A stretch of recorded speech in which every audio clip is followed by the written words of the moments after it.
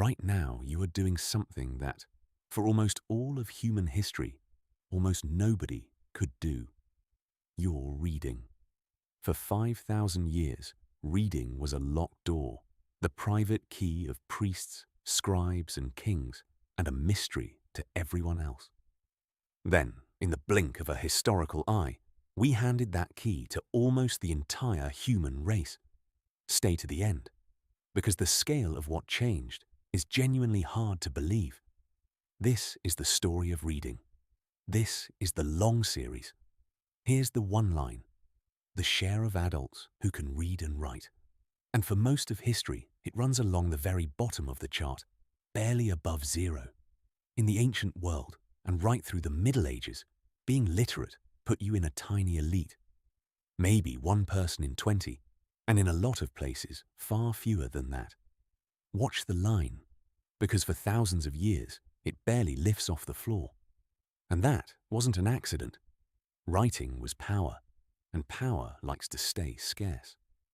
Reading and writing were guarded by scribes, clergy, and clerks, the people who could record a debt, a law, a prayer, a king's command. If you couldn't read, you simply took their word for what the document said. Literacy wasn't just a skill. It was the difference between speaking for yourself and being spoken for. Then, around 1440, a German goldsmith named Gutenberg put movable type to work, and the price of a book began to fall through the floor. A century later, the Reformation told ordinary people to read the scripture for themselves. Suddenly, there was a reason to learn, and something to read. The line finally starts to lift. But it's still slow. Still mostly men and still mostly the rich. The real explosion waits for one more idea: that the state should teach everyone's children, for free, by law. Across the 17 and 1800s, country after country builds mass public schooling, and the line stops crawling and starts to climb. In 1800, only about 1 in 10 adults on Earth could read. By 1900, it was 1 in 5. The door was swinging open. And here's what makes this different from almost every other story on this channel. Most of our lines describe things that happened to people: prices, wages, violence. This one describes something people were deliberately given. Reading didn't spread like the weather. It spread because societies decided, on purpose, that everyone should have the key. Schools, primers, teachers, cheap paper, a machine built to manufacture readers. And then the line does something no earlier century would have believed. It goes nearly vertical.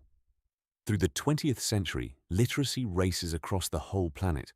36% by 1950, 76% by 1990. Today, the global literacy rate is about 87%. In 200 years, we went from 1 in 10 to nearly 9 in 10. It is one of the fastest transformations in the entire history of our species. And here's the number I promised you. In 1800, fewer than 100 million people on Earth could read. Today, more than 5 billion can. Sit with that. The ability that once marked you as rare and powerful and even dangerous is now simply what it means to be an ordinary human being. You are reading these words because of the single most successful education project our species has ever run. But, and you knew there'd be a but, the line isn't finished, and it isn't guaranteed. Around 750 million adults still cannot read, and roughly 2 out of every 3 of them are women. For most of this story, girls were taught last and taught least. Closing that gap is the work still in progress. The line climbed because people pushed it. Where they stop pushing, it stalls.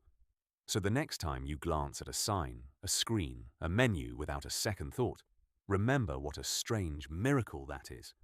A superpower so widespread, we forgot it was ever rare.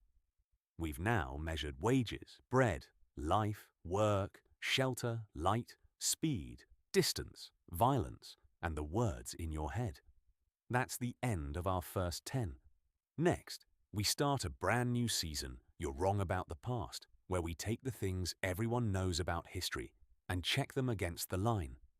You are almost certainly wrong about at least one of them. This is the long series. Subscribe, and we'll keep reading the long lines together.